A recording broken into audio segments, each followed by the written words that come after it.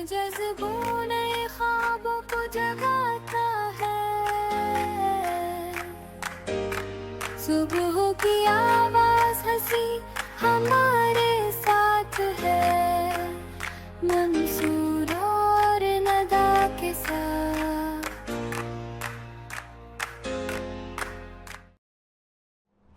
अस्सलाम वालेकुम नाजरीन, मैं आपका मेज़बान मंसूर साहिर अपने प्रोग्राम वीनस मॉर्निंग वाइब्स के साथ आपकी खिदमत में हाजिर हूँ। साहिर लुधियानवी ने कहा था कि दुनिया ने तजुर्बात व हवादिस की शक्ल में जो कुछ मुझे दिया है वो लौटा रहा हूँ मैं। और अतर शाह खान जेदी साहब फरमाते हैं कि शायर, अदीब, फनकार और सहाफ़ी हर चीज़ को मुड़कर देखते हैं। मतलब कहने का यह है कि हर चीज़ पे उनका मुशाहिदा जो है वो बहुत गहरा होता है। इसलिए भी शायद कि वो अपने कलम के ज़रिए या अपनी परफॉर्मेंस के ज़रिए उन चीज़ों को पोर्ट्रेट कर रहे होते हैं। सहाफ़त एक बहुत ही अहम शोबा है पाकिस्तान का और रियासत का एक अहम सुतून है। तो इसमें जिन लोगों ने सहाफ़त की आबरू को हर दौर में मुक़द्दम रखा, हर दौर में उसकी आबियारी की और तमाम तर जबर के दौर के बावजूद कलम की हुर्मत का सौदा नहीं किया, उनमें एक नाम ताहिर हसन खान साहब का भी है। हमारे उस्ताद हैं, सीनियर जर्नलिस्ट हैं, बड़े नशेबो फराज इन्होंने सियासत के देखे हैं। कराची को बनते बिगड़ते फिर बनते फिर बिगड़ते देखा। इसी तरह पाकिस्तान के हवाले हैं। आज हमारे साथ मौजूद है। अस्सलाम वालेकुम ताहिर भाई, कैसे हैं आप? मैं ठीक हूँ अल्हम्दुलिल्लाह। और ताहिर भाई के साथ एक और नौजवान जो मुख्तलिफ डायमेंशंस की बीट्स पे काम करता रहा है, यानी उसने शोबिज़ को भी कवर किया है और क्राइम रिपोर्टिंग भी की है। तो मतलूब हुसैन भी हमारे साथ हैं। अस्सलाम वालेकुम मतलूब। वालेकुम अस्सलाम। कैसे हैं आप? मैं ठीक हूँ अल्हम्दुलिल्लाह, बहुत शुक्रिया सर आपका। ये दो अलग दरियाओं के धारे आपने कवर किए हैं, इस पर भी बात करेंगे। तीसरे मेहमान का मैं अपने तारुफ करा दूं। ऐसा ही एक नौजवान जो बहुत सेल्फ मेड हवाले रखता है, बहुत मेहनत से उसने अपना मकाम बनाया सहाफ़त की दुनिया में, मलिक मुनव्वर। अस्सलाम वालेकुम। वालेकुम सलाम। मलिक साहब दसो नवी ताज़ी। First class. अच्छा जनाब, तो सूरत हाल ये है कि हम गुफ्तगू का आगाज़ करने जा रहे हैं ताहिर हसन खान साहब से। ताहिर भाई, आपने बड़ी हुकूमतें देखी, उनके इक़्तिदार देखे, सियासतदान देखे, मामलात देखे। अगर हम गुफ्तगू का आगाज़ करें कि आज की रिजीम के हवाले से, यानी आज अगर आप देख रहे हैं कि अरबाब इक़्तिदार और अरबाब इख्तियार, फेडरल गवर्नमेंट की बात कर रहा हूँ, कहीं आपको लग रहा है कि पाकिस्तान कहीं एक कदम आगे की तरफ बढ़ा रहा है, बजाय जो पिछले बरसों में हम देख रहे थे कि बतदरीज हम पीछे जा रहे थे? Thank you Mansoor. देखिए, बात यह है कि एक तो पाकिस्तान में मुसलसल ये बहरान रहा है, सियासी बहरान रहा है, और उसकी वजह से जो स्टेबिलिटी है वो नहीं आ पाई। सही। और जमहूरी हुकूमतों को बार बार जो मुश्किलात आती रहीं और जिस तरीके से उन्होंने अपने लिए स्पेस बनाया था जो अब बहुत कम हो गया है, तो उसकी वजह उसको सबको देखें तो आज की गवर्नमेंट के हालात जो हैं वो ज़रा मुश्किल हैं। अच्छा। फाइनेंशियली तो शायद बेहतर हो गए हैं, थोड़े से कुछ मैनेज कर लिया है वर्ल्ड बैंक ने और IMF की आपने डायरेक्शन पे, और GSP प्लस की जो कंडीशंस थी उसके हवाले से चीज़ें कुछ बेहतर हो गई हैं, लेकिन सियासी तौर पे स्टेबिलिटी अभी बाकी है और उसको आना बाकी है। तो इसके लिए कुछ तो कोशिशें हो रही हैं वफाकी सतह पे भी और सूबों में भी। और इसमें एक अच्छी बात मैं ये अर्ज़ करूँ कि जो 18वीं तरमीम है उसका बड़ा कमाल है। वाह। चूँकि आप देखें कि अगर चाहे आप कोविड को देख लें या कोई और क्राइसिस को देख लें तो बहुत सारे ममालिक मुश्किलात में आ गए, और अगर पाकिस्तान में ये सूबाई हुकूमतें मजबूत ना होती, 18वीं तरमीम ना होती, तो शायद हम भी उसी मुश्किल में चले जाते। सही। चूँकि सूबे में आराम से मैनेज हो गया, हैंडल हो गया, तमाम क्राइसिस को उन्होंने हैंडल कर लिया, तो फेडरल गवर्नमेंट पे इतना प्रेशर नहीं आया। और इसीलिए आपने देखा होगा कि साबिक़ हुकूमत के वज़ीर आज़म बड़े रिलैक्स थे और वो इस कोविड जैसी बीमारी तक को वो बीमारी नहीं समझते थे। उसका रीज़न ये था कि फेडरल गवर्नमेंट का उसमें कोई रोल था नहीं, सिवाय इसके एक पॉलिसी मैटर था। इंतहाई अदब के साथ शायद विजन भी नहीं था उस वक्त कहीं आगे पीछे। ये ज़रूर आप कह सकते हैं। और उसमें फिर ये हुआ कि सूबों ने उसमें बड़ा रोल प्ले किया, सूबाई हुकूमतों ने, सूबाई इंतज़ामिया ने चीज़ों को मैनेज किया। और ये एक देखिए बड़ी अच्छी बात है कि जहाँ चंद अरब पे सूबे चलाए जाते थे और महरूमी और मायूसी अरब और वो पैसों वाली है, बिलियंस की बात हो रही है। अब जो है सूबाई हुकूमतों का बजट बहुत बड़ा हो गया है और वो अब इस ताकोदों में लगे रहते हैं कि ये इतने बड़े बजट को यूटिलाइज कैसे करना है। सही। कहीं मुश्किलात हैं, कहीं मिसमैनेजमेंट है, ब्यूरोक्रेसी हमारे यहाँ उस लेवल पे स्पेस पे नहीं आई है और उसकी भी कमज़ोरियाँ बहुत ज़्यादा हैं। तो वो एक मुश्किलात हैं, लेकिन फाइनेंशियली मैं समझता हूँ सूबे मजबूत हो गए और इन्हें मजबूत करने की ज़रूरत है। आपने एक जुमला इस्तेमाल किया ताहिर भाई, पॉलिटिकल स्टेबिलिटी का हवाला।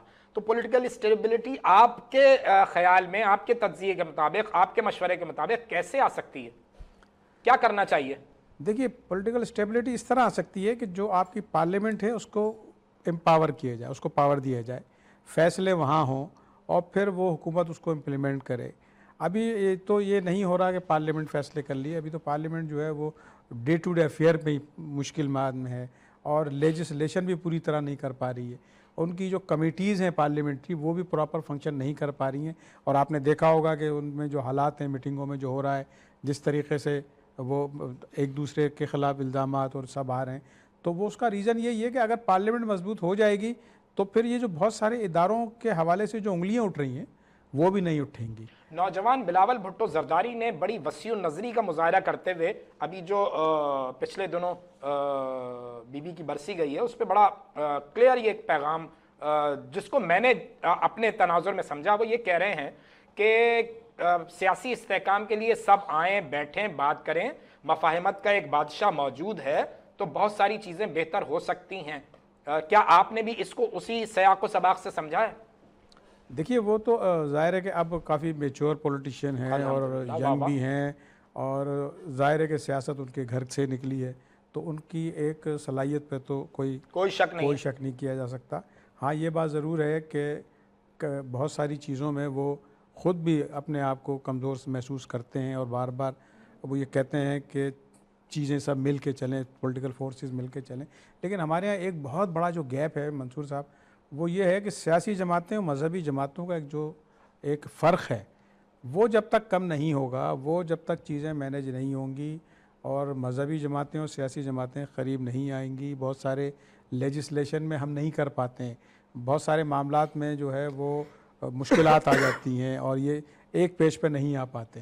तो वो एक रीज़न, बहुत बड़ा रीज़न है। और हम बहुत सारे जो जेन्युइन फैसले हैं जो करने चाहिए वो हम नहीं कर पाते। मिसाल के तौर पे हमें आबादी पे कंट्रोल करना है, वो हम नहीं कर पाते। हमें जो है इकॉनमी जो है वो इस्लामी चलानी है, गैर इस्लामी चलानी है, हम उस पर फैसले नहीं कर पाते। और ये बहुत सीरियस मैटर हैं। अगर इन चीज़ों पे आप फैसले नहीं करेंगे तो मज़ीद आगे क्राइसिस आते जाएंगे। और अभी तक तो हम जो थोड़े से बहुत संभल गए हैं वो IMF और वर्ल्ड बैंक और GSP प्लस की कंडीशंस की वजह से हम थोड़े से फंस गए। लेकिन आप अगर इन सब से भी अगर हट जाएं, आपको GSP प्लस से बाहर निकाल दिया जाए तो आप अरबों डॉलर की मुश्किलात में आ सकते हैं। जी बिल्कुल। तो उनकी भी ज़ाहिर है कंडीशन ने आपको बाउंड किया हुआ है। लेकिन हम ये कहते हैं कि आप किसी कंडीशन पे चलने के बजाय आप अपनी कंडीशन खुद सेट करें, आप खुद फैसले करें। और ये मजहबी फोर्सेस को भी चाहिए कि थोड़ा सा रिलैक्सेशन हो, उनके अंदर बहुत ज़्यादा एक्सट्रीमिज़म पे ना जाएं, क्योंकि आपके यहाँ बहुत सारे इज्तिहाद का रास्ता इसीलिए दिखाया गया है कि जब आप कहीं फंस रहे हो, बहुत सारे फ़िरक़े हैं, बहुत सारे जो है मसलक्स हैं, वो अपनी जगह मौजूद हैं। तो आप भी क्राइसिस में हैं, आप भी उन क्राइसिस से निकलें और लोगों को रिलीफ दें। मैं समझता हूँ कि जितना रिलीफ देंगे आप यकीन जाने ये मजबूत होंगे। और थोड़ा सा एक्सट्रीमिज़म को थोड़ा कम करना पड़ेगा हमें, इसके लिए कि हमने अभी फ़िलहाल तो इंडिया के साथ अपनी लड़ाई में अपनी से थोड़ी सी बहाल की है और हमें एक इंटरनेशनली रिकग्नाइज़ किया जाता रहा, वरना उससे पहले तो हमें जिस नाम से पहचाना जाता था, जिस नाम से हमें पहचाना जाता था वो बड़ा ख़तरनाक था। और यहाँ तक हो गया था कि सऊदी अरब और मिडल ईस्ट हमसे बात करने को तैयार नहीं थे, हमें जो है नाराज़ थे, हमें दोस्ती बाकायदा नाराज़ थे। और अब देखिए बेहतर हुआ है। तो मैं समझता हूँ कि थोड़ा सा एक और स्टेप आगे जाना पड़ेगा। जी हाँ। सियासी बिलावल साहब की बात सही है, वो खुल के शायद आगे जाके कह देंगे कि, लेकिन ये जो मैं समझता हूँ ये मजहबी फोर्सेस का और सियासी फोर्सेस का एक बहुत ज़रूरी इत्तेहाद होना चाहिए ताकि चीज़ें आगे जाए। बिल्कुल सही। मतलूब मियाँ, जो गुफ्तगू ताहिर भाई के साथ हुई, कहीं महसूस होता है कि सियासत में भी जो है वो तशद्दुद का अंसर हमारे यहाँ रहा है। तो चूंकि आपने क्राइम की बीट भी की है, तो जब इस तरह के आप इवेंट्स कवर करते थे तो कहीं ना कहीं डांडे जाके मिलते थे किसी सियासी जमात के साथ इस तरह के हवाले, अब वो कम हुए हैं या नहीं हुए? बहुत शुक्रिया मंसूर साहब। और सबसे पहले तो आपने मेरे लिए इतना बड़ा मुश्किल मरहला किया कि ताहिर भाई के साथ आपने मुझे बिठा दिया। इतने सीखने का अमल है ना, ताहिर भाई को बुलाने का आज मकसद ही यही है कि हम तीनों नौजवान जो हैं वो आज जिनसे कुछ सीख के उठे यहाँ से। बिल्कुल मंसूर भाई, जो आपका सवाल है, जो हमारा माशरा मुतशद्दिद माशरा जो हम जिस तरफ जा रहे हैं, यकीनन ज़ाहिर है हमारे इसमें सियासी जो फ़ैसले हैं उसका तो ज़ाहिर असर है। ओवरऑल हम देखें, कल एक वाक़या हुआ, अब हम सब ने देखा अदालत के अंदर जी, 2-3 दिन पहले जी रजब भट्ट के साथ जो हुआ। जी। तो अब देखें ना, जो अदालत है, लोग इंसाफ के लिए वहाँ जाते हैं, तो अब इंसाफ के जहाँ दरवाजे पर अगर इस तरह से दलाइल के बजाय अगर तशद्दुद का जो हमें नज़र आए, तो हम ये समझ सकते हैं कि हम बतौर माशरा किस हद तक मुतशद्दिद हो गए हैं। जी। तो बिल्कुल ये जो है, इसमें हमारे सियासी जमातों के भी जो पॉलिसियाँ हैं उसका इम्पैक्ट सवाल है। मेरा यही है कि क्या ये जो पुरतशद्दुद हवाले होते हैं या इस तरह के लोग होते हैं, कहीं ना कहीं उनकी सरपरस्ती जो है वो कोई ना कोई, अगर पार्टी नहीं कर रही है तो कोई सियासतदान कर रहा है। ओवरऑल मैं थर्ड, ताहिर भाई शायद इस पे कुछ मजीद बता सकें, मैं थर्ड वर्ल्ड कंट्रीज की बात तो नहीं करता, लेकिन सब कॉन्टिनेंट में तो हमने यही देखा है कि कोई ना कोई पीछे साईं होता है। ताहिर भाई जी देखिए, बात यह है कि मैं आपको एक मिसाल दूंगा बेनज़ीर भुट्टो साहिबा की।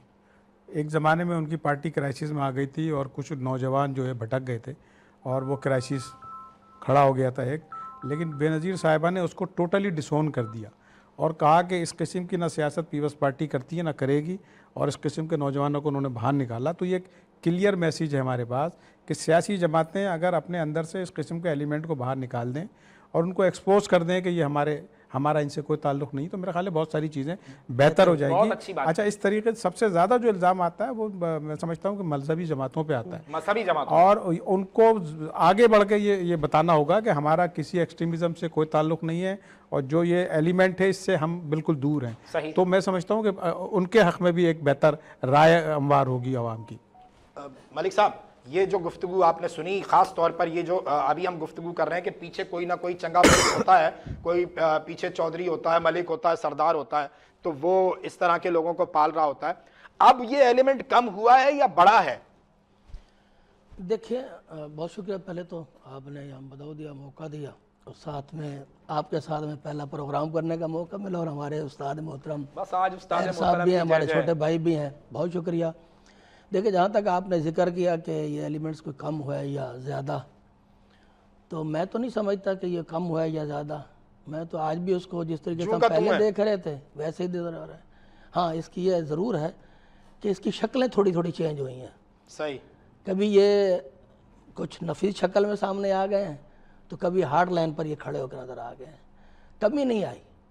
ये आप समझते हैं सियासत की मजबूरी होती है, ये बड़े लोगों की मजबूरी होती है इस तरह के एलिमेंट्स को पालना? जैसे ताहिर भाई ने जिक्र किया है मजहबी जमातों का भी और पॉलिटिकल का भी, तो इसमें वो जो पीछे बैठ के जो स्क्रिप्ट राइटर हैं, सबसे पहले तो ये उनकी जिम्मेदारी है, उसके बाद हमारी पॉलिटिकल जमातों की है, और फिर हमारी मजहबी जमातों की है। क्योंकि पॉलिटिकल जमातें जब मजहबी जमातों के एंगेज नहीं करेंगी, उनके साथ बैठेंगी नहीं, उनको इत्मीनान में नहीं लेंगी, तो वो कैसे यकजहती पैदा होगी। अभी मैं थोड़ा सा छोटा सा एक हालिया वाक़या आपके सामने रखूँगा, आप सबकी नज़रों में गुजरा है।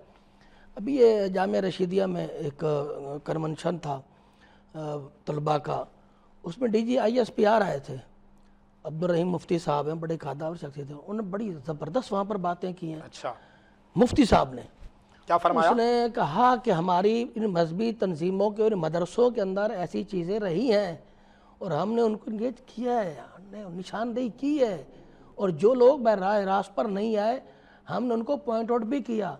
खाली जो है वो रियासत को इसका जिम्मेदार ठहरा दिया जाए, ये बिल्कुल गलत है। बिल्कुल सही। उन्होंने अपनी जो मजहबी लीडरशिप है, जो जमातें हैं, उनको ऑन बोर्ड लिया, उनको मैसेज दिया है कि अब बस बहुत हो गया है। सही। और उसमें कुछ और जो इस्लामाबाद में एक साहब हैं, वो किसी न किसी मामले पे फिर वही डंडा उठा के खड़े हो जाते हैं, तो ये अनुसार बहुत बड़ा गलत है, ये हमें बहुत गलत रास्ते पे ले जाता है। ताहिर भाई, जैसे पाकिस्तान ने बरादर इस्लामी मुल्क अफगानिस्तान को वाजे किया है कि यार या तो फितना अल खवारिज के साथ चले जाओ या फिर पाकिस्तान और बरादर इस्लामी मुल्क के साथ आ जाओ। तो ये एलिमेंट जो अभी निशानदाही हुई है कि यकीनन कहीं ना कहीं मौजूद होते हैं। जब हम उलमाए हक की बात करते हैं, हमारे सर के ताज हैं, उन्हीं से हम सारे मामलात को लेकिन कहीं ना कहीं वो एलिमेंट चाहे वो नमक के ही बराबर हो उलमाए सू का, जो सिर्फ अपने मफादात के लिए ये सारे चक्कर को चला रहे हैं, तो उनकी सरकोबी अब उलमा ही करेंगे तो बेहतर होगा। देखिए, इसमें दोनों तरफ से कोशिशें करने की ज़रूरत है। उलमा तो ज़ाहिर है अपने लोगों को टीच करेंगे, समझा सकते हैं और उनको बता सकते हैं क्या सही है और क्या गलत रास्ता है, लेकिन इसमें स्टेट का और स्टेट के इदारों का बहुत बड़ी जिम्मेदारी है। देखिए, हमने जो 50 साल अफ़गानिस्तान की लड़ाई और ये सब भुगता है, उसमें जो सबसे बड़ी ख़राबी आई है वो ये है कि पूरी सोसाइटी में असलहा आम हो गया, असला भी आम हो गया और वो तशद्दुद का कल्चर भी आम हो गया। इतना आम हो गया है कि आपको गली मोहल्लों में बिकता हुआ नज़र आता है और नौजवान हमारी दो नस्लें हमारी जो है इसमें बिल्कुल मुश्किलात में हैं। तालीमी इदारों में जो है मुश्किलात हैं हमारी इनकी वजह से। तो हमें स्टेट के इदारों को इस पर बहुत सख्ती के साथ एक्शन लेना चाहिए, पूरी सोसाइटी को अनआर्म करना चाहिए। क्योंकि मैं तो इसके भी ख़िलाफ़ हूँ कि ये जो असलहे के लाइसेंस बढ़ते हैं, असलहे का लाइसेंस का मतलब ये है कि 50% आपको लाइसेंस मिल गया किसी को मारने का, आपको तो ये लाइसेंस बंद करने चाहिए, असला टोटल सोसाइटी से पाक करना चाहिए। बहुत अच्छी तो बात है। तो फिर आप ये सोच सकते हैं कि अगले आने वाले वक्तों में जो नस्लें हैं वो थोड़ी सी पुरअमन होंगी, बेहतर होंगी और वो फिर डायलॉग पे और एजुकेशन की तरफ जाएंगी। तो हमें तो ये फैसला करना पड़ेगा और इसके लिए सियासी जमातें खुद मुश्किल में, मजहबी जमातें खुद मुश्किल में, इसलिए कि ये एलिमेंट इतनी ज़्यादा ताकतवर हो गए हैं कि वो डिक्टेशन देने लगे हैं। और आप देखें कि मतलब जो अफ़गानिस्तान का आपने जिक्र किया, तो जिन लोगों को हमने भलाई के लिए रखा था, उनकी मदद की 50 साल, वो अब अमेरिका का छोड़ा हुआ असला लेके पाकिस्तान पे हमला करने के लिए आ रहे हैं। तो एक बात तो साबित हो गई कि इस तरह के एलिमेंट को ना पालना चाहिए और ना ही इनको रास्ता दिया जाना चाहिए। बिल्कुल ठीक है। तो एक सख्त मेरा ख्याल है एक्शन की ज़रूरत है। ऐसा ही है और वो उससे फ़ायदा होगा। ऐसा ही है। वो किसी ने कहा कि जिन पत्थरों को हमने अता की थी धड़कनें, जब बोलने लगे तो हम ही पर बरस पड़े। लेकिन ये जो ताहिर भाई बात कर रहे हैं कि असलहे से पाक सोसाइटी, ऐसे ही मैं 2-4 दिन पहले शायद किसी खबर मेरी नज़र से गुजरी है, वज़ीर आला पंजाब ने शायद इस पे कोई एक्शन लिया है, कुछ है इस बारे में कुछ इत्तला? बिल्कुल, देखें वहाँ पर भी उसने बड़ा ज़बरदस्त एक्शन लिया और उसके ऊपर इम्प्लीमेंटेशन भी हुआ है। आप देखें, मैं तो खुद भी पंजाब के विजिट पे था, पंजाब के मुख्तलिफ शहरों से होके भी आया हूँ। कहाँ का विजिट रहा आपका? मैं गांव देहातों में भी गया हूँ, मुल्तान के गांव देहातों में गया हूँ, फैसलाबाद गया हूँ, पिंडी भटियाँ के गया हूँ। पिंडी भटियाँ और फैसलाबाद का और लाहौर का जो एरिया है ना, ये बड़े ख़तरनाक किस्म के एरिया है। किस सेंस में बता रहे हैं? मैं ये इसमें देखा ना, जो ग्रुप है ना, उनकी सियासी अगर पुष्पनाई ना हो ना, तो इंडिविजुअली वो ग्रुप इतने हार्ड हैं कि उन्होंने वहाँ अपनी जगीरें बनाई हुई हैं। मगर अब वहाँ पर लोग हर वक्त सजदों में पड़े हुए हैं, अल्लाह मान की पनाह मांग रहे हैं कि हमारी जान छोड़े। कुरान सर पर उठा के क्रिमिनल वादे वहियाँ कर रहे हैं लोगों को, जैसे तैर भाई साहब हो गए, दूसरे हो गए, उनको जाके गारंटेड दे रहे हैं कि यार हम नेक्स्ट टाइम हम कुछ नहीं करेंगे। मगर वो फोर्स है, वो हुकूमत है कि वो किसी को नहीं छोड़ रही।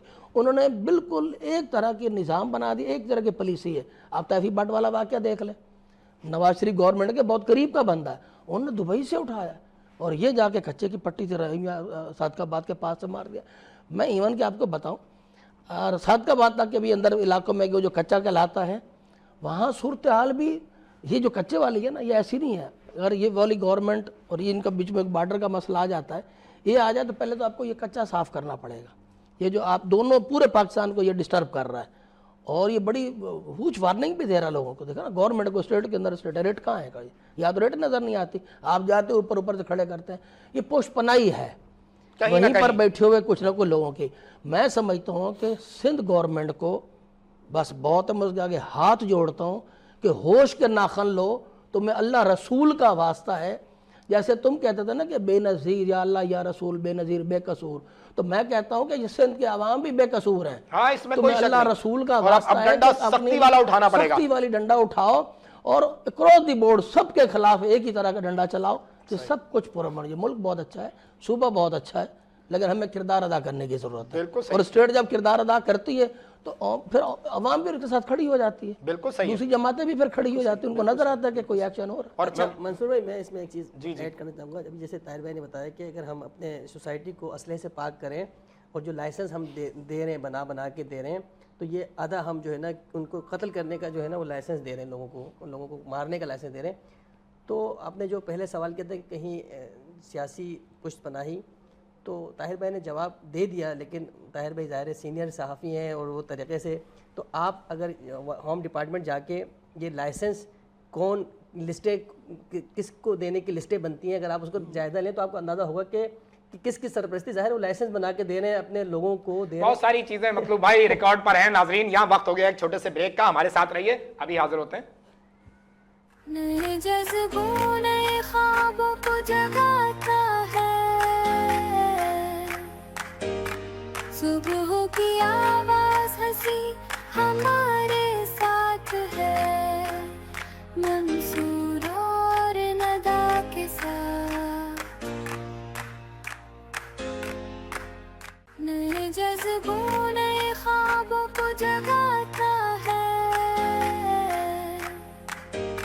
सुबह की आवाज हंसी हमारे साथ है, मंसूर और नदा के साथ।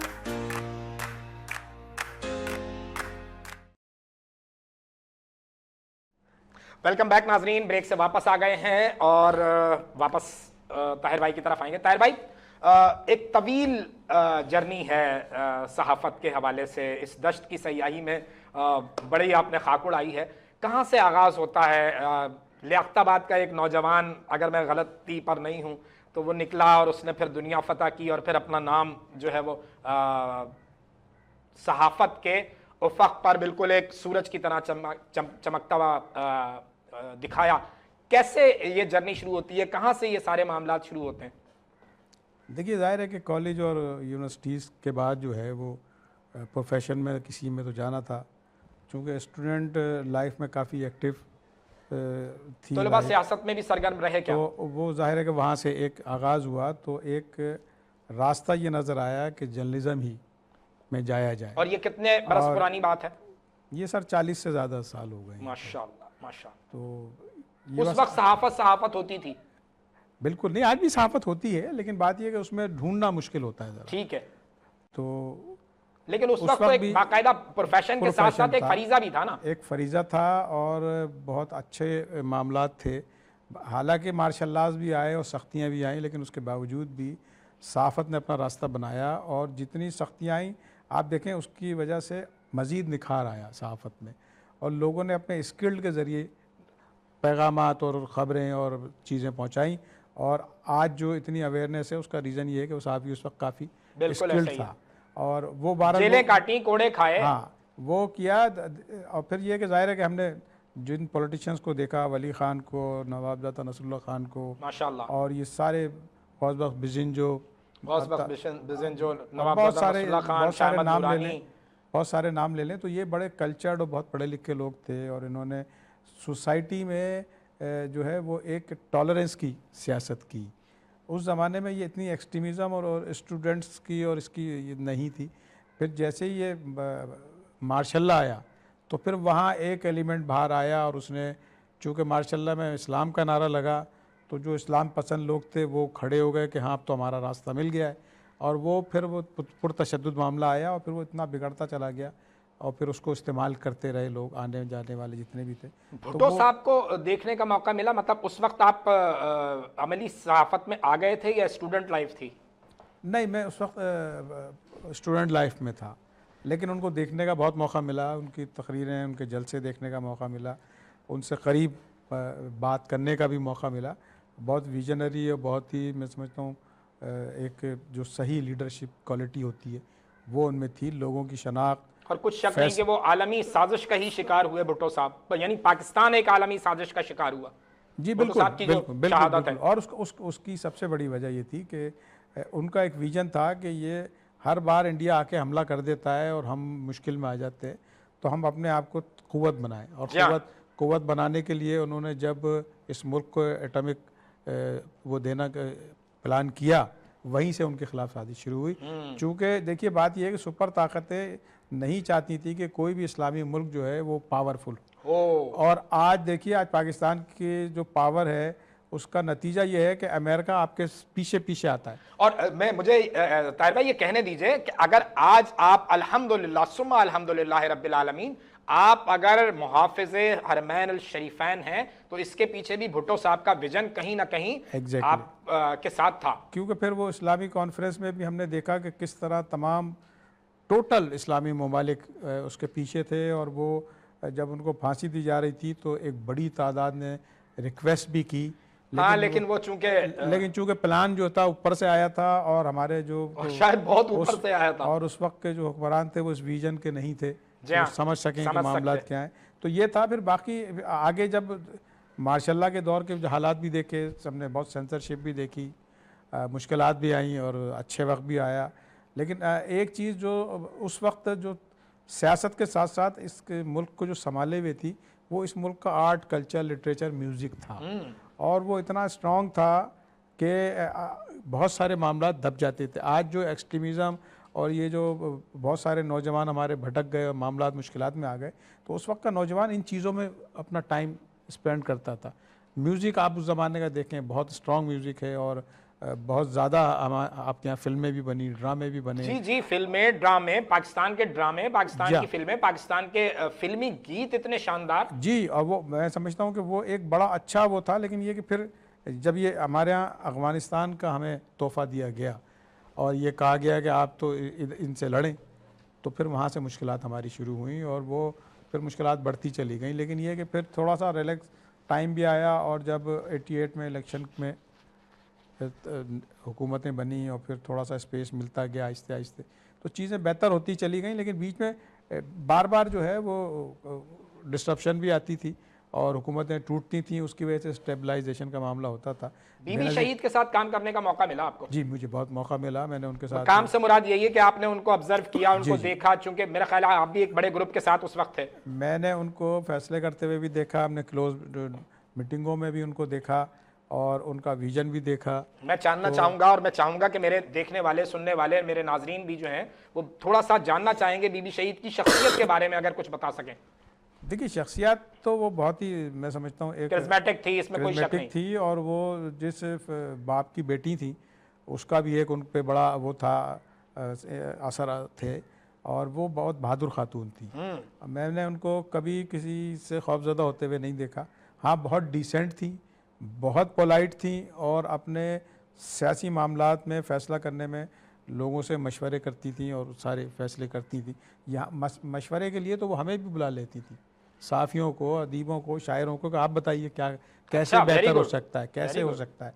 तो ये एक सारी चीज़ें जो एक जमहूरियत की, जो मैं समझता हूँ कि उसके जो पूरे इंग्रेडिएंट्स होते हैं, यानी एक लीडर में जितनी खासियतें होती हैं वो बीबी शहीद में मौजूद थी। बिल्कुल वो था। और आप देखें उनके दौर में बहुत ही चीज़ें बेहतर चली।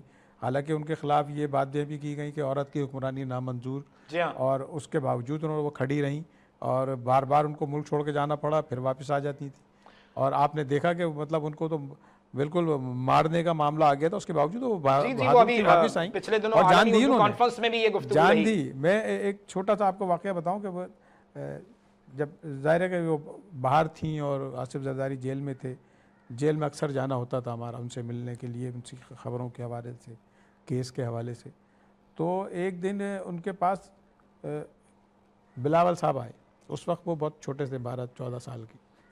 वो मिलने के लिए आए थे बाप से, और वो वहाँ बैठे थे। तो जब मीटिंग ख़त्म हो गई तो मेरे साथ एक मरहूम हमारे साफ़ी शमीम रहमान साहब थे, माशाल्लाह। तो हम दोनों को रोक लिया गया और कहा कि बैठें, आसिफ जरदारी साहब बात करना चाहते हैं। तो बिलावल भी वहाँ उस टेबल पे 4 आदमियों की बैठे हुए थे, और हमने बहुत सारी वो बातें की जरदारी साहब से, और वो सुनते रहे। तो फाइनली जो है वो फिर मैंने एक सवाल पूछा उस वक्त के बच्चे बिलावल से कि आप सियासत में आएंगे क्या? तो उनका जवाब बिल्कुल ये था, yes of course. Oh, that's great. और यही नहीं, बल्कि जब आसफा बाप से मिलने आई दुबई से, और वो छोटी सी थी 6 साल की, तो उससे भी मैंने एक क्वेश्चन किया, और उसने अपनी बिल्कुल वालदा की तरह दुपट्टा अपने सर पे डाला, माशाल्लाह, और उसने जो है तकरीर शुरू कर दी।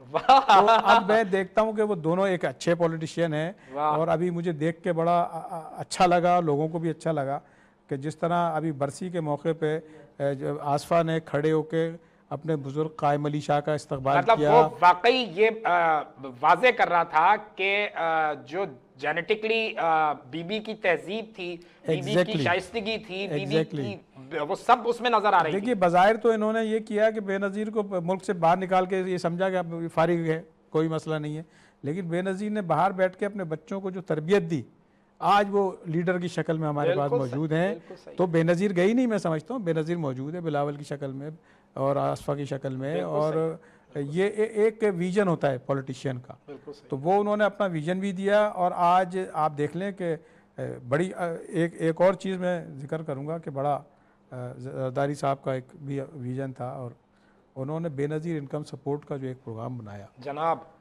अच्छा, आज बड़ी उसके ख़िलाफ़ बातें हो रही हैं, बड़े जो हमारी एलीट क्लास है वो ये पैसे ले लो और कारखाने लगा दो। कारखाने तो आप अपने पैसे से भी लगा सकते हो ना, गरीब की जेब से छीन के लगाने की क्या ज़रूरत है। और वो थोड़े से पैसे हैं, वो सिर्फ ये कि वो उन्होंने औरतों को पैसे दिए थोड़े से, क्योंकि गांव देहातों में तो लोगों ने आपकी करेंसी के शक्ल भी नहीं देखी हुई। और ये पूरे पाकिस्तान के लिए है मलिक साहब। अब आप देखें कि कई लाख वो फिगर एग्जैक्ट मैं नहीं बता सकता, लेकिन बहुत बड़ी तादाद है जो ख़वातीन को पैसे मिलते हैं, उससे एम्पावरमेंट आया है। और उसमें बहुत सारी जो समाजी मुश्किलात थी वो कम हुई हैं। अब जब एक माँ अपने गरीब बच्चे को पैसे दे सकती है तो उसके दिल में आप सोचे कितना बड़ा जी हाँ, वो आया होगा। और ये एक बड़ा विजन था। और एक अच्छा, ये वर्ल्ड बैंक ने अप्रूव किया और आज तक वर्ल्ड बैंक कहता है इसके पैसे बढ़ाओ, चूँकि गुर्बत आपके यहाँ जो है अभी गई नहीं है, आप इसको पैसे बढ़ाओ। लेकिन हमारी एक एलीट क्लास है और एक हमारे जो इस्लामाबाद में बैठे हुए कुछ हजरात हैं जिनको ये लगता है कि ये भी छीन लो, तो फिर वो बार बार ये बात करते हैं कि नहीं ये बेनज़ीर इनकम से बड़ा नुकसान हो रहा है। मैं समझता हूँ कोई नुकसान नहीं हो रहा, और ये एक झूठी बात है। जिस तरह फेक न्यूज़ का शोर मचता है, इस तरह ये एक फेक प्रोपेगेंडा है। तो इसमें जो है मैं समझता हूँ इसको आगे की तरफ जाना चाहिए। और जो ताहिर भाई बात कर रहे हैं एलीट क्लास और एक ख़ास माइंड सेट वाली ब्यूरोक्रेसी जो है वो कहाँ इस सारे मामलात में हर्डल्स क्रिएट करती है। पाकिस्तान यानी सियासत यानी हुक्मरानों की दी हुई रियायत को आवाम तक जाने में कहाँ वो रुकावट बन जाती है। देखिए, रुकावट तो यही बन जाती है ना कि इसमें भी अगर लिस्टों में कुछ इंकशाफात सामने आई, कुछ रिपोर्टें आई थी कि बेनज़ीर इनकम सपोर्ट प्रोग्राम के फंड से भी लोगों ने घपले किए हैं। भाई बड़े बड़े अफसरों ने अमीरों अपनी ने- बीवियों के वो ख्वाजा आसिफ वाली बात दोहरा दूं, ख्वाजा आसिफ ने कहा है एवं ही असी बदनाम होए ने ते जड़े ब्यूरोक्रेट ने तो उन्होंने बड़ा काम चौक के रखे हैं। वो गल है, आप जैसे तैर भाई ने जिक्र किया, यकीनन नो डाउट इसमें कोई शक नहीं है कि जरदारी साहब की गवर्नमेंट का, मैं तो जरदारी साहब को ये क्रेडिट दूंगा बेनज़ीर इनकम सपोर्ट प्रोग्राम वाला, वाकई ये एक बेमिसाली प्रोग्राम है। और ये बराह रास्त बिल्कुल गरीब से गरीब तक के हाथ में जाके पहुंच रहा है। आप ये वो औरत के घर में भी है ना, आजकल तो हालात ऐसे हैं, कोई 500 रुपये दे के राज़ी नहीं है। जब उसको कोई 1000 2000 महीने के या 3-4 महीने की किस्त में 5 10 15 हज़ार रुपये मिल जाते हैं तो यकीन करें वो अर्श की तरफ देखती है और बेनज़ीर को दुआएं देती है। वाह वाह, ये लीडरशिप होती है। बिल्कुल मैं यही तो कह रहा हूँ कि आप इंकरेज करें, लेकिन यार कुछ चीज़ें तो होना यार। बिल्कुल सही है, बिल्कुल सही आप बोने हो के बोने छोटे छोटे, शर्म नहीं आती आप लोगों को, शर्म नहीं आती ऐसे लोगों को कि जो अपना इमेज उसके साथ बढ़ाने की कोशिश करते हैं, सिर्फ उनको काउंट डाउन करने के लिए। नहीं, इसको यहाँ से इनकरेज कर दें, वहाँ से कर दें। बेनज़ीर हो पीपल्स पार्टी की, आप तर्ज सियासत पर इख्तलाफ कर सकते हैं, जरदारी साहब पे भी कर सकते हैं, बेनज़ीर साहबा की भी आप सियासत के ऊपर तनकीद कर सकते हैं, ठीक है, हर लोगों की अपनी ब्रांड है, पॉलिसीज। लेकिन जैसे तैर भाई ने कहा ना कि बेनज़ीर, या आप कह रहे थे बेनज़ीर, नाम की बेनज़ीर नहीं थी। मैं समझता हूँ तो कुदरत ने ये नाम ही ऐसी शख्सियत के लिए छांट के रखा था मंसूब भुट्टो साहब किया ने। था। बीबी वो शहीद पे नाम की बेनज़ीरी, वो किरदार की बेनज़ीरी थी। बिल्कुल बिल्कुल, बीबी शहीद पे तो हम मज़ीद ज़ाहिर बात है उसकी करेंगे। तरबियत है, बिल्कुल उसकी सही। चीज़ें हैं। बेनज़ीर इनकम सपोर्ट प्रोग्राम को जैसे तैयार भाई ने तजवीज़ दी है, उनकी ज्यादा Extend आवाज होना सुनी चाहिए, जाती है, आगे इसका बढ़ना extend होना चाहिए, बिल्कुल सही। इसमें और रकम का इजाफा करना चाहिए। जब है ये वर्ल्ड बैंक का तो तुम्हें क्या मसला है भाई? बिल्कुल सही है, बिल्कुल तुम सही। इतनी लूट घसूट के बहुत सारे तुमने सुराख और वो मोरे खोले हुए हैं, तुम्हारा पेट वहां से नहीं हाय, भरता। हाय, ये गरीबों हाय, के लिए हाय, जो 2 हाय, 4 आने दिए जाते तो मुझसे भी अच्छा। यही नुकता है। इस पे हम मजीद गुफ्तगू करेंगे। नाजरीन, यहाँ वक्त हो गया एक छोटे से ब्रेक का, हमारे साथ रहिए, अभी हाजिर होते हैं। नए जज्बों नए ख्वाबों को जगाता है, सुबह की आवाज हंसी हमारे साथ है, मंसूर और नदा के साथ। नए जज्बों नए ख्वाबों को जगाता है, सुबह की आवाज हंसी हमारे साथ है, मंसूर और नदा के साथ।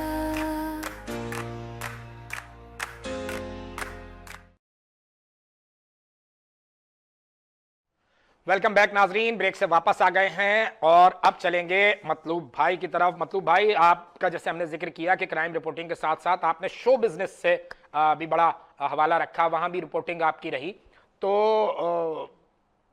क्या आपने फर्क पाया? ये दरिया के दो अलग धारे हैं, शोबिज वाले बड़े मासूम से और क्राइम रिपोर्टिंग बड़ी अलग। एक तो कैसा आपको महसूस हुआ जब यहाँ की खबर देने के बाद वहां उतरते थे खबर देने?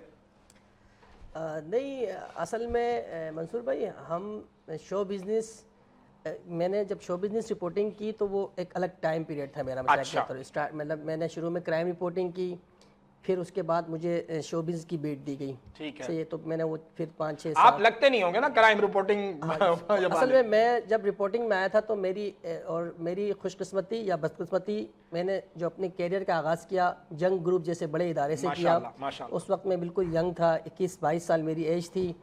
तो उस ये भी 2-4 साल पुरानी बात है। तो उस वक्त यकीनन एनर्जी लेवल भी बहुत हाई होता है आपका। आप अनमैरिड भाई, हम तो मलिक साहब से एनर्जी लेवल लेते हैं। देखो ना, अभी 25 साल के हैं और अभी तक एनर्जेटिक हैं। 15 साल की उम्र में आए थे सहाफत में। हाँ जी जी। तो स्टार्ट में हमें सबसे पहले तो हमने कवर किया, इलेक्शन के दिन थे तो हमने इलेक्शन की बीट से अपनी कैरियर का आगाज़ किया, और हमने इलेक्शन के अंदर भी क्राइम भी देखा, फिर पॉलिटिक्स भी देखी। सब चीज़ें हमने जो है ना वो इलेक्शन के उस 2-3 महीने के अंदर हमने जो है वो बहुत कुछ शहर के जो है वो डायनेमिक्स को समझा। फिर उसके बाद हमें क्राइम की डेस्क पे हमें जो है वो दे दिया काम, जो है ना क्राइम रिपोर्टिंग का। फिर ज़ाहिर है क्राइम उस वक्त 2013 की बात है। 2013 में आपको पता है कराची में जो है वो लाशें गिरती थी डेली, जो है वो 30-40 लाशें जब गिरती थी उसके बगैर जो है वो शाम नहीं होती थी। और फिर 2013 में ही जो है जब हुकूमत नवाज शरीफ साहब की हुकूमत बनी तो उन्होंने कराची में एक ग्रैंड ऑपरेशन का आगाज़ किया, और फिर बहुत हद तक जो है वो क्राइम जो है वो उस पर काबू पाया गया। और उसी दौरान हमने ये खबर भी फाइल की कि ये खबर बनी कि भाई आज शहर में कोई बंदा नहीं मरा। मतलब देखे ना, ये खबर ये बनी कि आज शहर में कोई बंदा नहीं मरा। ये खबर ताहिर भाई, मतलब ये खबर है कि भाई शहर में कोई बंदा नहीं मरा। कितने अफसोस का मुकाम है, शहर के साथ कितना सितम ज़रीफ़ी है शहर की कि ये खबर बनती है कि भाई आज शहर में। तकलीफ दे बात थी उस दौर के हिसाब से, लेकिन वो वाकई ताहिर भाई खबर थी जी। फिर दफ्तर में हमारे आए, उस वक्त इंफॉर्मेशन वफाकी इंफॉर्मेशन मिनिस्टर थे, क्या नाम था उनका, जो डॉन लीक्स केस में भी जिनको परवेज़ रशीद साहब। परवेज़ रशीद साहब हमारे दफ्तर उन्होंने दौरा किया तो हमारे चीफ रिपोर्टर साहब ने मेरा तारुफ कराया कि हमारे क्राइम रिपोर्टर हैं। तो उन्होंने मुझे देख के कहा, यार ये बच्चा छोटा है, इसके साथ क्राइम रिपोर्टर तो बदलो। मतलब राव इमरान जैसी कोई कदावर शख्सियत हो तो लगता भी है कि भाई। तो उसके बाद फिर मेरी जो है ना बीट चेंज कर दी, शायद वो परवेज़ रशीद साहब की बात को मतलब कहीं की क्लिक कर गई। तो फिर हम शोबिस की रंगीनियों में आ गए, और जो है ना हमने शोबिस ज़ाहिर है फिर क्राइम, लाशें, ईदी सरखाना, मोर्चरी, जिना अस्पताल, वहाँ से फिर हम आर्ट्स काउंसिल रंगीनियों में आ गए, आर्ट्स काउंसिल में आ गए, नापा, फिर सिनेमा, फिर जो है ना स्टूडियोज, लैक्स स्टाइल अवार्ड, जो है ना। किन किन अदाकारों के साथ बात की, काम किया तो अच्छा लगा, बहुत ही मतलब स्टार सुपर स्टार होने के बावजूद आपको लगा यार ये बड़ा कोई सॉफ्ट और आम पब्लिक वाला आदमी है? मंसूर भाई, मैं असल में जो है ना शो बिज़नेस हमारे यहाँ अनफॉर्चुनेटली क्योंकि मैंने बताया ना कि शो बिज़नेस और क्राइम साथ मेरा टोटल जर्नी इस वक्त जो है वो 14 साल की मेरी सहाफ़त का जो है वो कैरियर है। तो उसमें 6-7 साल मैंने क्राइम की, तो 6-7 साल मैंने जो है ना शो बिज़नेस की। तो शो बिज़नेस इस लिहाज से एक मुश्किल बीट है कि आपके पास काम नहीं है, क्योंकि शो बिज़नेस का वो स्कोप, क्योंकि सिनेमा ख़त्म हो चुके हैं, फिल्में बन नहीं रही हैं। अब हमारे सिनेमा, जब हमने जिस वक्त शो बिज़नेस शुरू की तो उस वक्त हमारे सिनेमा पे भारतीय फिल्मों का जो है ना वो सारा गलबा था। भारतीय फिल्में थी और हॉलीवुड फिल्में थी। पाकिस्तानी फिल्में मुश्किल से साल में जो है वो 12-13 फिल्में बनती हैं। अब तो वो भी नहीं बन रही, अब तो अभी जैसे ताहिर भाई ने बताया कि सिनेमा इंडस्ट्री कितनी मतलब इतनी इम्पोर्टेंट है, मतलब अनफॉर्चुनेटली हमने बहैसियत रियासत भी और बहैसियत इंडिविजुअल माशरा भी हमने उसको इम्पोर्टेंस नहीं दी, क्योंकि जो सिनेमा, ये जो आर्ट है वो आपके ये जो धब्बे होते हैं, जो माशरे की जो खामियां होती हैं, वो उसको जो है ना कहीं आपकी उसको मेकअप करके उसको आपको एक सेफ साइड मिलता है। लेकिन बदकिस्मती से हमने 1500 सिनेमा कराची में जब मैंने शोबिज़ की, मैंने ज़रा पढ़ने की कोशिश की, बताया गया कि भाई कराची के अंदर, ताहिर भाई ज़्यादा बेहतर बताएंगे कि कराची के अंदर 1500 सिनेमा थे। आज पूरे मुल्क में 100 सिनेमा नहीं है। अब बताएं, इस ऐसे में जाहिर है जो इन्वेस्टर है, जो सिनेमा पे फिल्म पे इन्वेस्ट करेगा, उसने जाहिर है पैसे कमाने हैं। अब वो पैसे कमाने के लिए जब उसको देखेगा कि भाई सिनेमा कहाँ पे फिल्म लगाऊंगा, मैं सिनेमा है नहीं, तो बिल्कुल जो है ना। और दूसरी बात हमारी जो अब मैं थोड़ा सा ये भी देखूं, मतलब अगर इन सारे एलिमेंट्स के साथ कहीं मुझे लगता है कि वो जो सुल्तान राही की अचानक जो हलाकत है, जो जिस तरह का उनका मर्डर है, उसके बाद तो बिल्कुल ही कमर टूट गई इंडस्ट्री की। मतलब कोई एक सहारा देने वाला एक एलिमेंट था, वो भी गया। हाँ बिल्कुल। पंजाबी फिल्में तो बिल्कुल ही उसके बाद, मतलब उन्होंने गंडासा शान को भी थमाया, मोहम्मद राना को भी थमाया, सऊद को भी थमाया, बाबर को भी थमाया, लेकिन वो गंडासा जो बिल्कुल सुल्तान राही, देखे ना, जो लोगों के दिलों पर एक कोई ना कोई एक जो शख्सियत होती है वो एक असर करती है ना।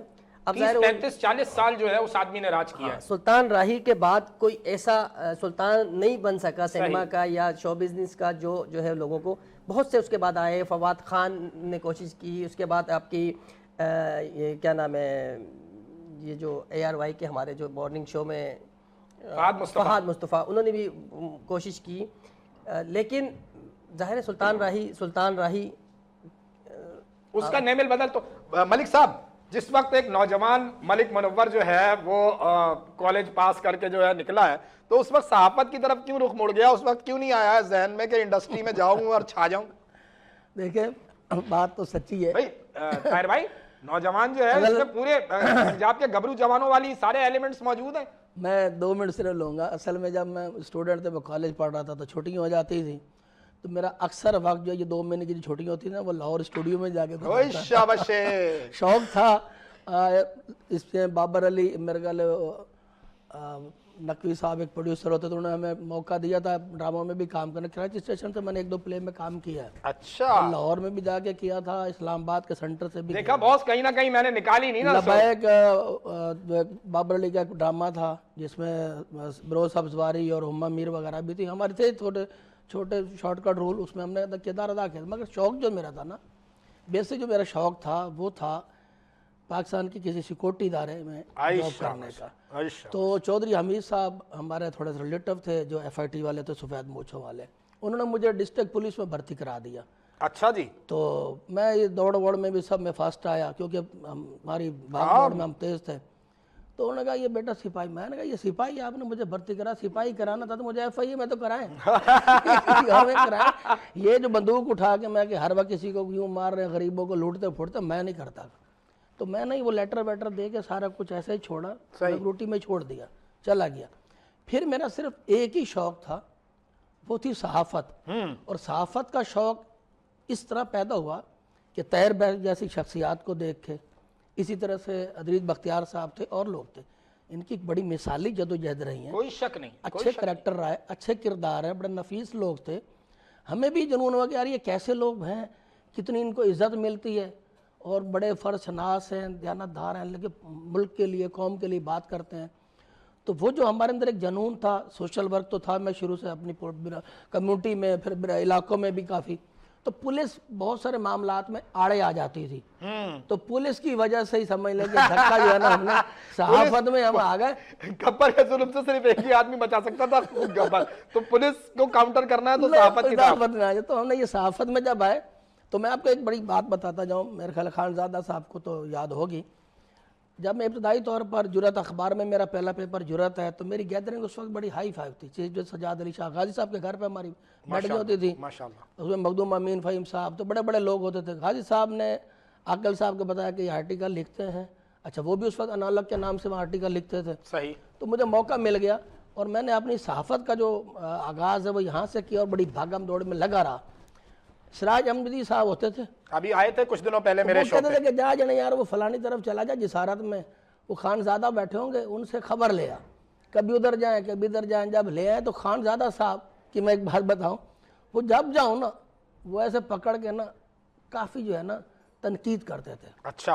तंज़िया तौर पर चले गए मामला, बोला भाग जाओ, चले जाओ, कहाँ आ गए हो, ये वो कुछ और काम करो। हाँ काम करो, यहाँ बोले यहाँ बड़े आ जाते हैं लोग, मुंह उठा के आ जाते हैं, तुम क्या समझते हो तुम्हें भी एसपी उठ के मिलेगा है?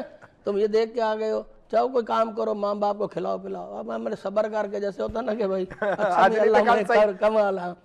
असल में फिर ये जब मामला बने और मैं लगा रहा, मैं खानज़ादा की नज़रों से बचता था।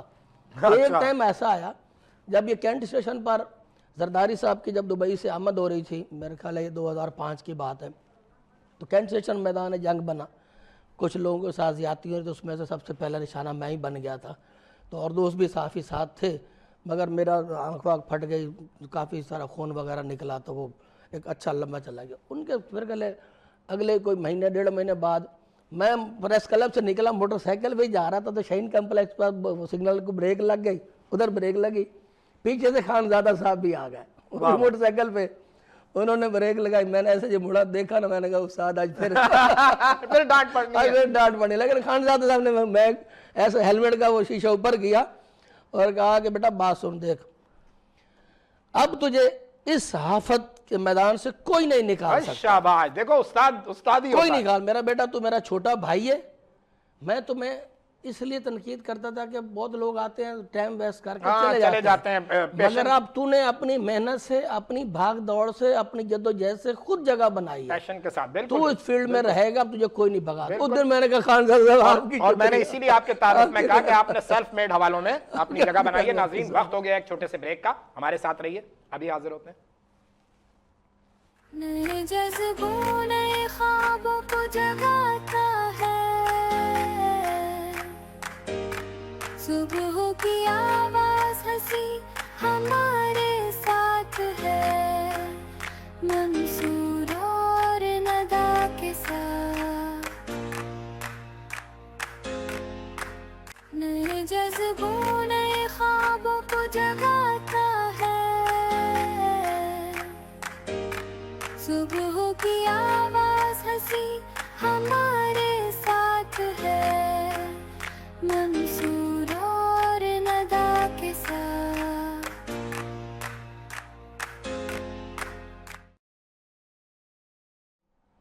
वेलकम बैक नाज़रीन, ब्रेक से वापस आ गए हैं।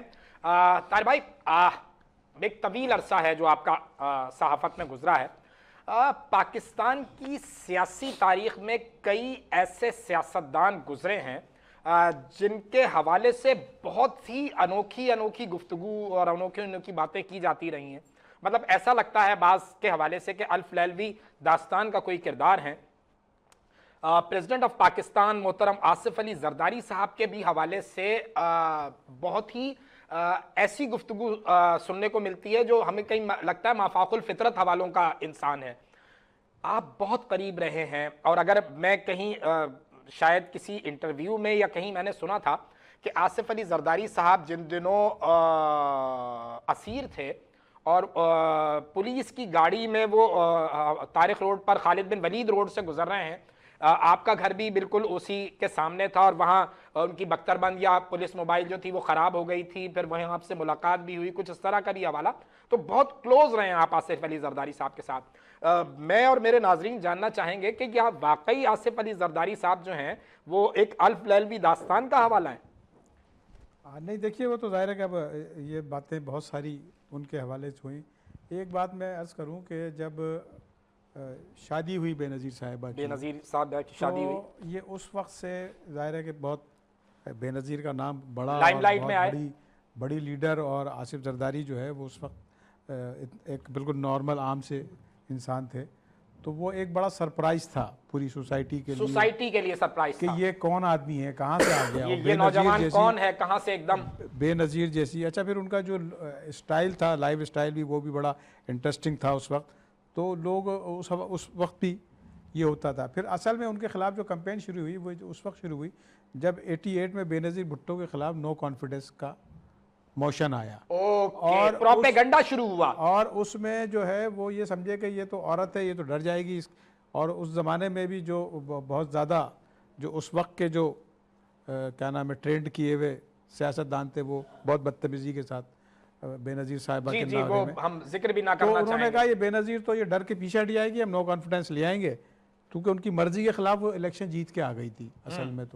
तो उसमें उस नो कॉन्फिडेंस को बचाया आसिफ अली जरदारी ने। अच्छा, अपने विजन से और अपने सारे तरीक़े जो भी थे, और वो बेनज़ीर के साथ खड़े रहे, तो वो वहाँ से वो फिर टारगेट हुए। आप बहुत अहम बात कर रहे हैं ताहिर भाई।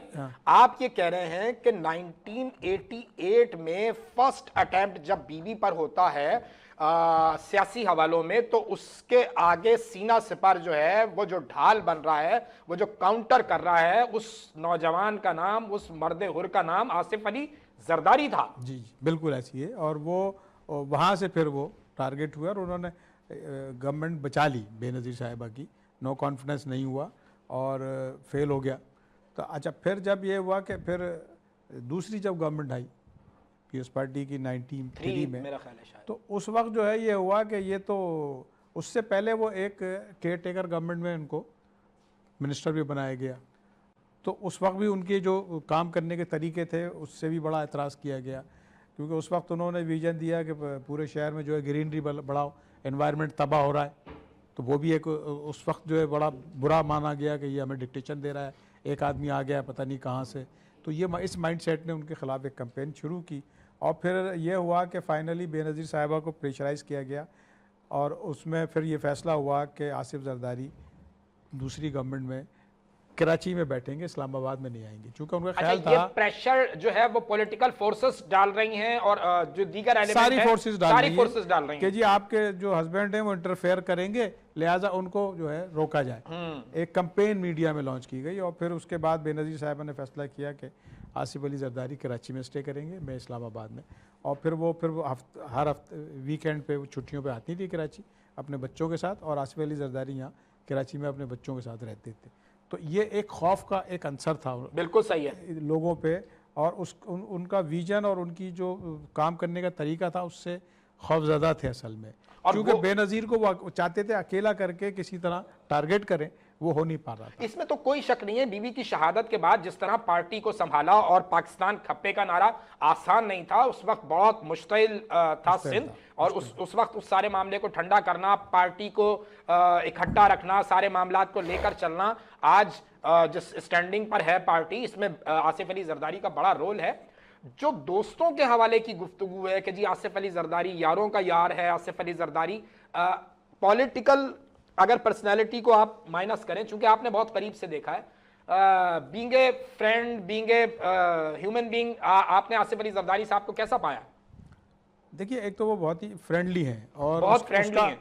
उसकी एक रीज़न मैं आपको बताऊं कि उनकी जो तरबियत उनके घर में हुई, उनके वालिद खुद जो है वो आर्ट और कल्चर के आदमी थे, फिल्में बनाते थे, सिनेमा था, खुद आसिफ अली जरदारी ने फिल्मों में काम किया। तो वो एक उनका बैकग्राउंड था प्यार मोहब्बत का, लोगों से रिश्ते का, और लोगों से दोस्तियां करने का, वो उनकी एक तरबियत थी। तो वही तरबियत उनको आगे काम आई। और आप देखें कि जब बेनज़ीर को ये पता था कि मैं मार दी जाऊंगी, तो वो आसिफ जरदारी को छोड़ के आई दुबई में, कि आप सिर्फ बच्चे नहीं संभाल लो, चूँकि मेरे बाद कोई संभालने वाला सियासत भी नहीं होगा, आपको सियासत संभालनी है।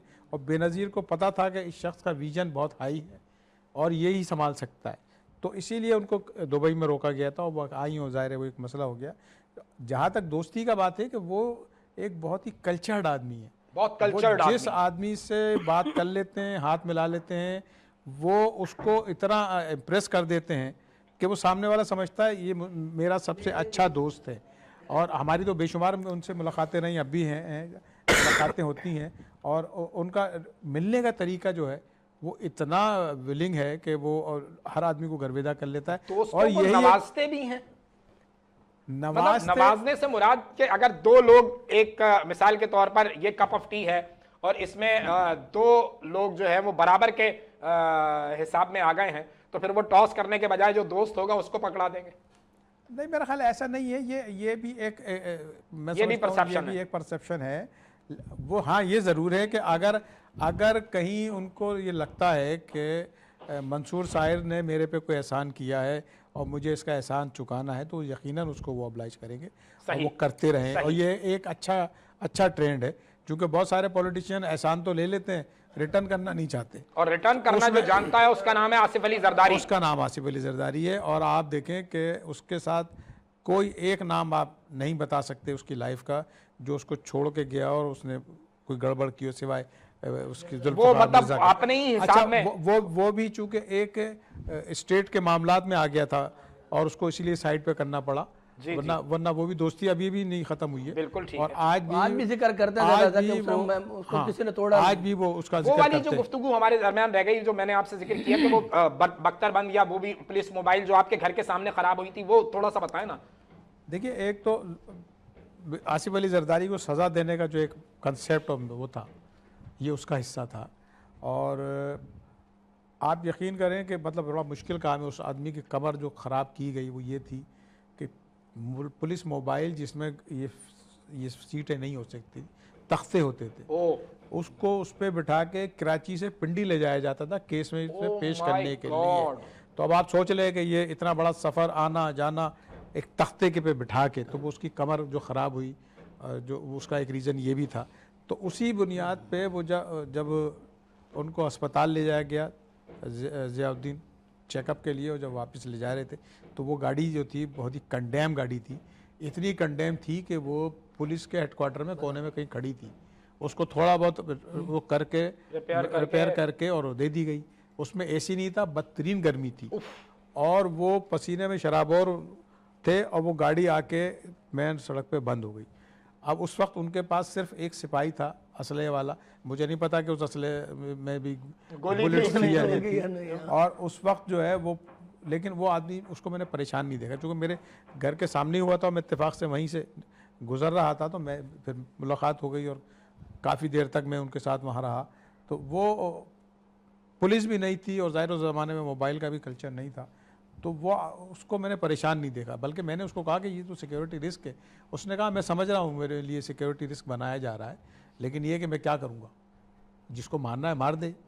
तो यहाँ तक बात हुई। और वो डर और खौफ का उनका जो है वो जरदारी साहब में नहीं है, बिल्कुल भी नहीं था। और उस शख्स के खिलाफ एक माहौल बनाने का एक रीज़न ये भी था कि किसी तरीके से वो कोई एक इल्ज़ाम लगा दे अपनी बीवी पे, बेनज़ीर भुट्टो पे, ताकि फिर उसको जो है वो प्रोपेगेंडा पे सरेंडर नहीं किया। उसने अपनी, आसिफ जरदारी ने अपनी जो लॉयल्टी और जो अपनी जो है सिंसियरिटी जो शो की है, ये उसकी सज़ा देना चाहते थे उसको, सही। लेकिन वो उसमें कामयाब हो गया। और आज वो जो लॉयल्टी छुड़वाना चाहते थे, आज वो उससे लॉयल्टी के लिए जाते जाते। और यही वजह है कि आज पीपल्स पार्टी भी जिंदा है, पीपल्स पार्टी भी खड़ी हुई है। एक चीज़ मैं और अर्ज कर रहा था कि जब बेनज़ीर की साहिबा के खिलाफ कंपेन चलाई जाती थी कि औरत की हुक्मरानी और इस्लाम और दीन और फलाना, तो उस वक्त जो कंपेन चलाते थे, आज उनके घर की औरतें सियासत कर रही हैं। हाँ जी।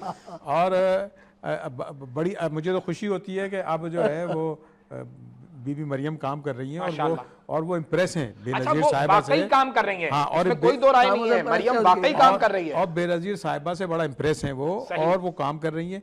अब आप देखें उनके जो घर के जो मर्द हैं वो अब पीछे चले गए और वो आ गई।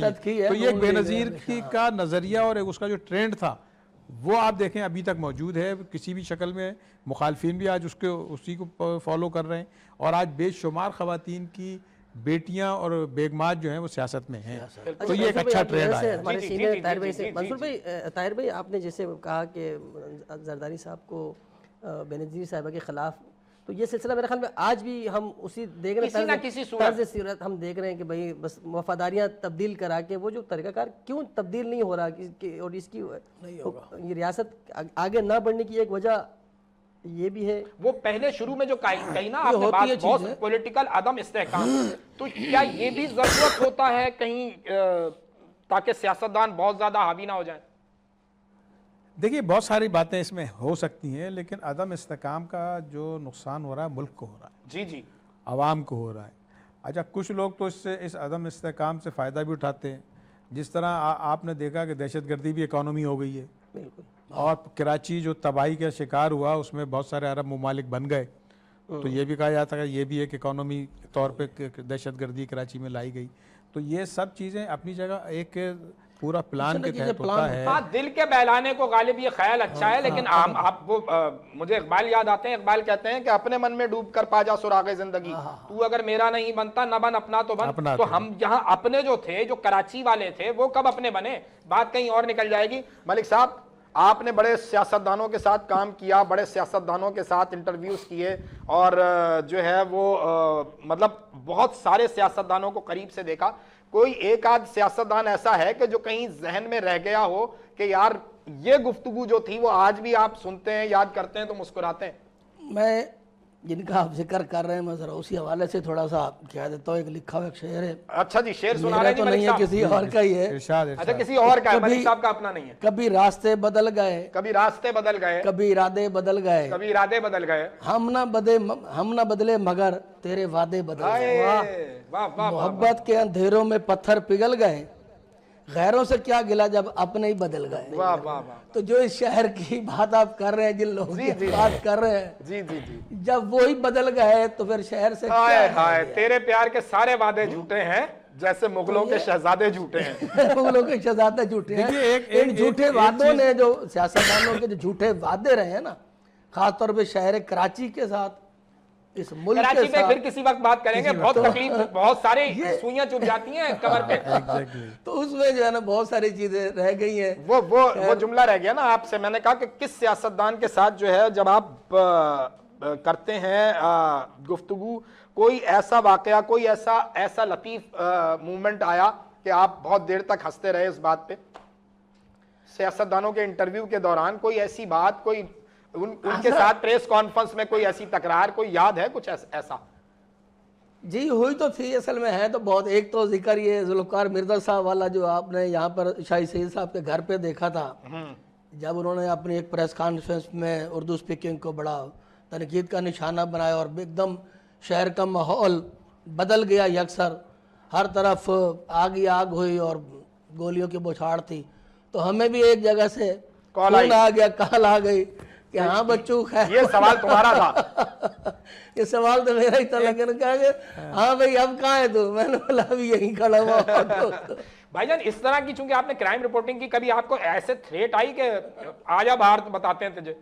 नहीं, मेरा ख्याल है शायद हमने कोई इतनी सख्त क्राइम रिपोर्टिंग नहीं की। लेकिन होता अमूमन ऐसा होता है कि यार भाई अगर ये खबर ना दें, मतलब इस तरह से करते आ जाता है फोन के यार ये देखो जरा हल्का कर लो, खबर को ना दें, और इस तरह की फोन्स आते हैं कि आप ये स्टोरी कहाँ से आई आपके पास, किसने दी, क्या सबूत है आपके पास, इस तरह की।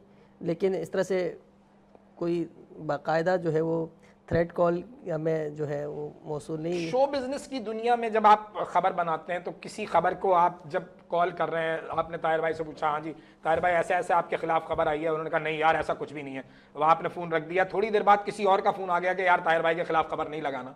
इस तरह शोबिज में होता है क्या? हाँ, शोबिज में भी ऐसा होता है कि यार ये अच्छे हमारे दोस्त हैं, हाँ ताहिर भाई इतने बड़े सुपरस्टार हैं यार, ऐसा नहीं करो यार, मैं भी तुम्हारा पेटी भाई हूँ। बिल्कुल बिल्कुल ऐसा होता है, बिल्कुल। हर जाहिर है ये हम इसी माशरे का हिस्सा हैं, तो दोस्तियाँ ताल्लुकात होते हैं, लोग जो है वो रिक्वेस्ट करते हैं, और हम भी अगर देखते हैं कि यार अगर ख़बर बर्दाश्त की जा सकती है तो हम कोशिश करते हैं कि चलें। हाँ, मतलब उसको उसको थोड़ा सा उसकी इंटेंसिटी को कम कर लिया जाए, क्योंकि खबर तो नहीं रोकता है। इसमें एक चीज़ मैं अर्ज़ करूँ, मैंने अभी जी ताहिर भाई। थोड़ी देर पहले भी अर्ज़ किया था कि जब 80s में मार्शल था जावलक साहब सख्त का, बहुत censorship सख्त तरीन policies का, थी।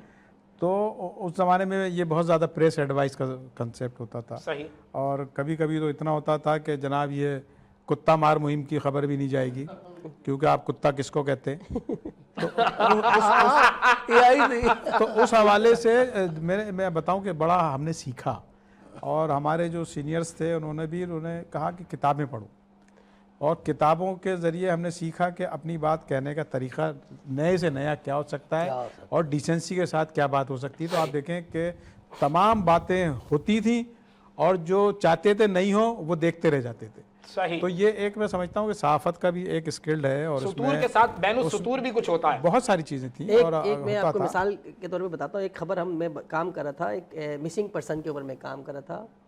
तो वो मिस थे, तो CTD के एक अफसर थे। मैंने उनको फ़ोन किया कि ये बंदा मिस है, आपने उठाया? तो उसने कहा कि नहीं, हमने नहीं उठाया।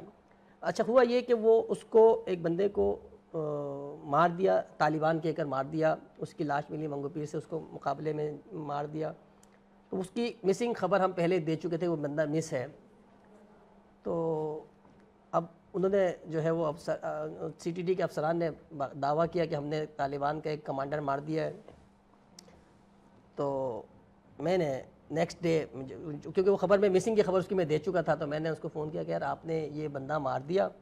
और एक दिन पहले उन्होंने जो है ना, बल्कि नेक्स्ट डे, सॉरी, मारने के अगले दिन अदालत में, क्योंकि उसकी पिटीशन दायर फैमिली ने दायर की थी, तो उन्होंने अदालत में लिख कर रिपोर्ट दिया उनके SSP साहब ने कि ना इस बंदे को हमने उठाया है, ना इस बंदे के बारे में हमारे पास कोई मालूमात है। तो मेरे पास वो क्लू आया कि यार अगर आपने बंदा तालिबान मारा है, तो आप अदालत में कहते हैं ये बंदा तालिबान का कमांडर था, जो भी था, उसको हमने मुकाबले में मार दिया है। अदालत में आप कह रहे हैं कि भाई हम ना इसको हमने अरेस्ट किया, ना हम इसको जानते हैं कंट्रडिक्शन थी। और प्रेस रिलीज में वो कह रहे हैं कि हमने तालिबान बंदा। मैंने उसको फ़ोन किया, मैंने कहा यार ये, तो उसने कहा नहीं, इसको हमें पता नहीं था कि ये बंदा वो है। तो हालांकि अखबारात के अंदर उस बंदे का नाम छप गया था। तो मैंने खबर मैंने बनाई, तो थोड़ी देर बाद मुझे दूसरे साथी, दूसरे हमारे जो उनके दूसरे थे, उनकी कॉल आई कि यार आप ये खबर दे दे। फिर मैंने कहा नहीं यार, ये एक बंदे की मौत, मतलब एक बंदा मर गया है, उसके ऊपर थोड़ी सी ये दवाई नहीं जा सकती। तो फिर मैंने कहा नहीं यार, मैं नहीं कर सकता, क्योंकि एक बंदे की ज़िंदगी का सवाल है। अगर चलो कोई गिरफ्तारी का होता, कोई छोटी मोटी बात होती, तो हम किसी हद तक उसको नज़रअंदाज करते, लेकिन एक बंदे के अब मैं अपने गले पे नहीं लूँगा। इसकी इंक्वायरी होनी चाहिए कि आया ये बंदा कहाँ पे। और सबसे अहम बात यह कि खबर देना ही सहाफ़ी की जिम्मेदारी है, और फिर उसके बाद आवाम बेहतर जाने। प्रोग्राम ख़त्म हो गया, हमारे शो का पता ही नहीं चला। ताहिर भाई ने इतनी खूबसूरत गुफ्तगू की, आप लोगों ने इतनी खूबसूरत गुफ्तगू की। कोई पैगाम देना चाहें, ये आपका कैमरा। देखिए, एज ए जर्नलिस्ट होने नाते मैं तो दोस्तों को सिर्फ यही कहूँगा कि वक्त और हालात कुछ भी हो, अपनी सहाफ़त और अपनी कलम के साथ सच्चाई और बहादुरी और दलेरी के साथ डटा रहना चाहिए। यही हमारा फरीज़ा है, यही हमारी ज़िम्मेदारी है। ये कौमी भी है, और ये इस मुल्क, अगर कौम की खिदमत करनी तो अपनी कलम को उसी तरीके से जो हमें इस्तेमाल करें जो उसका हक है। जिंदाबाद, जिंदाबाद। मतलूब भाई, ये सामने आपका कैमरा। मैं बस इसी बात कहूँगा कि मायूसी कुफर है, हमें मायूस नहीं होना है, बल्कि अपने हिस्से का हमने दिया जलाना है, अपनी रोशनी। बिल्कुल बिल्कुल, जिंदाबाद। ताहिर भाई, कोई पैगाम ख़ास तौर पे नए आने वाले सहाफ़ियों को, मुल्क की बेहतरी के लिए सियासतदानों को? ये सामने कैमरा आपका।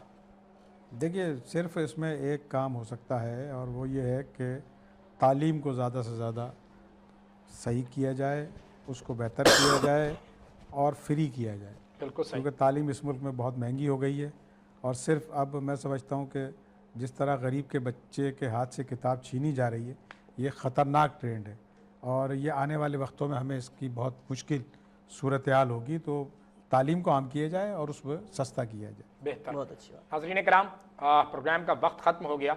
गुफ्तगू यही है कि माशरे को बेहतर करने के लिए सबको अपने अपने हिस्से का दिया जलाना है। जहाँ आप बेहतरी ला सकते हैं, ज़रूर लाइए। जैसे ताहिर भाई ने इख्तिताम किया अपनी गुफ्तगू का कि शऊर जो है वो तालीम से आएगा। तालीम का हवाला जो है वो नबी करीम सल्लल्लाहु अलैहि वसल्लम का जो पहला वही का हवाला है उससे जुड़ता है। इक़रा पढ़, और शायद ये रिवायत, ये हिकायत, ये हदीस भी मासूम की जाती है कि इल्म हासिल करो खा चीन क्यों ना जाना पड़े। तो चीन का मतलब फिर चीन नहीं, चीन का मतलब दूर है, चीन का मतलब जदीद तालीम है। फिर आप अपनी इसकी तशरीह कर सकते हैं, लेकिन सूरत हाल यही है कि जुड़ना आपको तालीम से है, ख़ास तौर पे आने वाली जो नई तालीम है इसके साथ जुड़ना है ताकि आप दुनिया के साथ दौड़ सकें। आज तक के लिए इतना ही, अल्लाह हाफ़िज़। नए जज्बों नए ख्वाबों को जगाता है,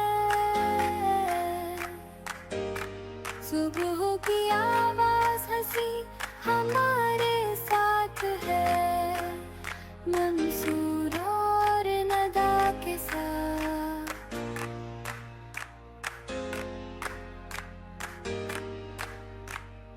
बात दिल से दिल